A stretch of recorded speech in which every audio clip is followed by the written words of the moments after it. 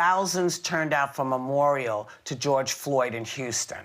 And as protests continue across America, calls to defund the police are taking center stage. Now, the term defund is causing a lot of controversy and confusion on both sides of the aisle, apparently, because there seem to be different interpretations of the concept. So, Sonny, I'm going to come to you first. What is the biggest misunderstanding here?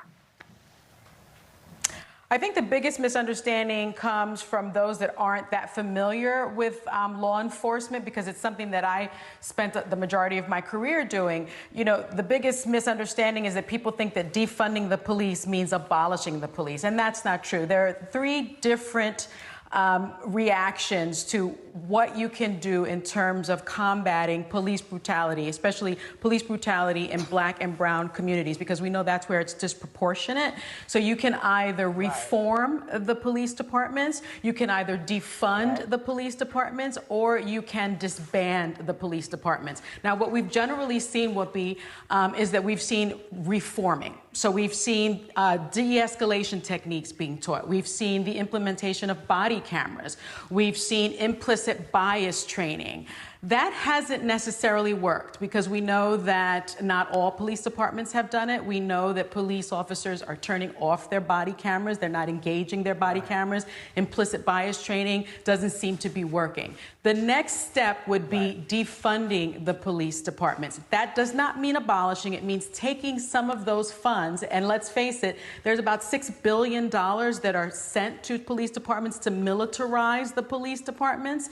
They have bayonets, they have armored vehicles, aircraft, that kind of thing. Right. When you defund the police departments, you take parts of those budgets and you send them to social services within communities, things like mental health, things like education. There are schools in many, many districts that have cops but don't have school nurses. They have cops, they don't have mental health professionals. They have cops, but they don't have coaches. And so those funds would go there. And I will tell you, having interviewed just so many police officers, they don't want to respond to 911 calls with mental health issues. They want mental health professionals to respond. And the majority of 911 calls, the majority are for mental health and health issues.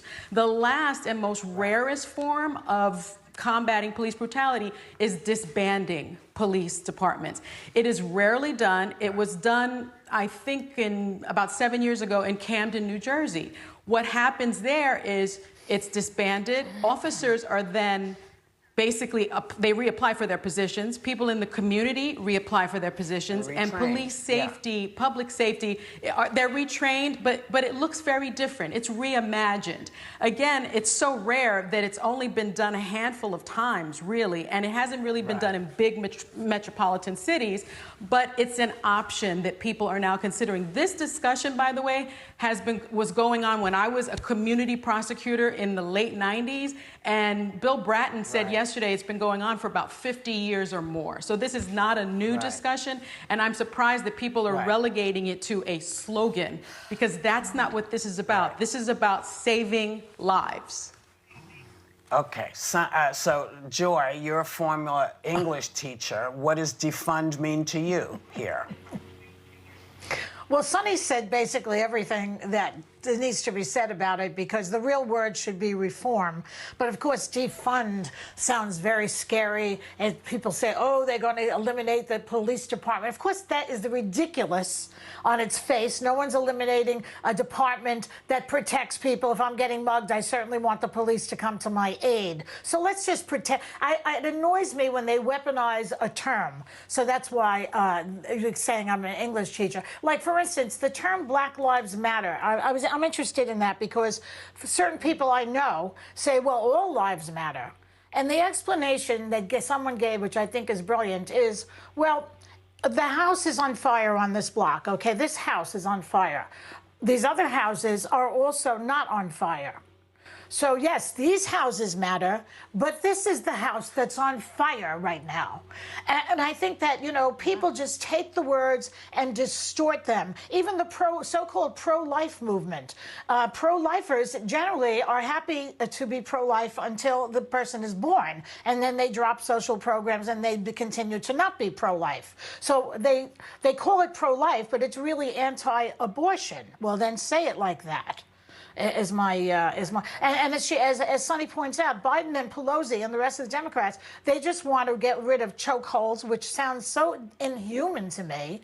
And also, if you're going to barge into people's houses, knock on the door first. Every police show I've ever seen, they knock and they say police, and then they go in.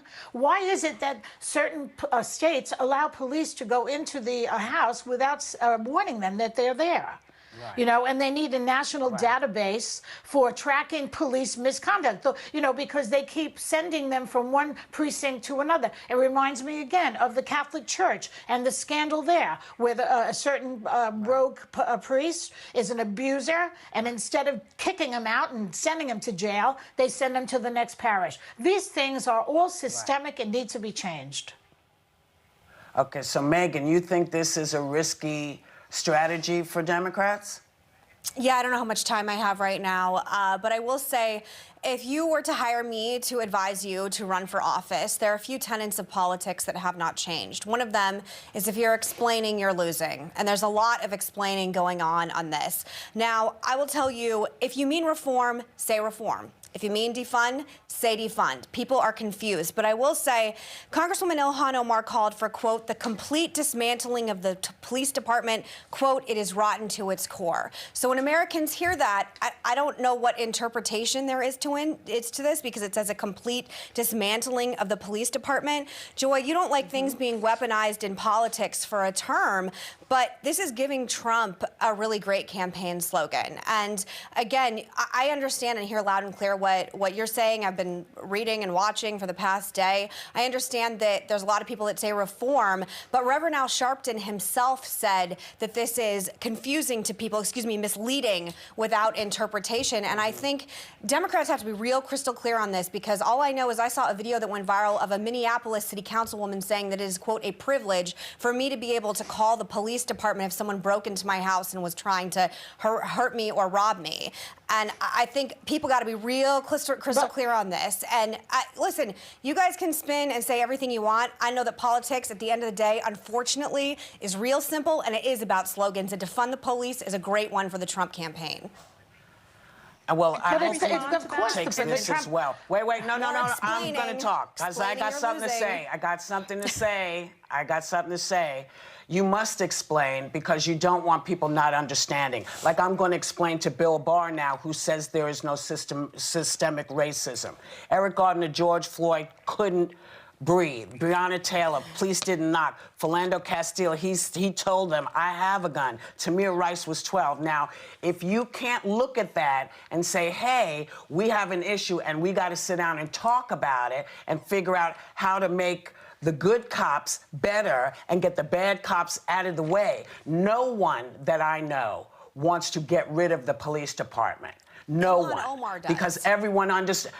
No, I think she probably wants to reform it, but it sounds better. Like, you know, both sides always do. They do the better word. But the truth of the matter is, no one wants the police department gone. We celebrated the police department during 9/11. We celebrated the police department in COVID times. What we're saying is, those are the great things we want the police departments to continue to do and to take care of the people. But these other things that we're seeing day after day on television because people are filming, those guys, those things have to change. And there is no question that there is a problem. And what I don't understand is why no one is saying from the police side, yes, we get it. We're seeing the same thing you are, and we got to get rid of the bad apples. Why does everything start with, no, we can't? Why doesn't it start with, we see what you're talking about, let's come together and figure out what to do?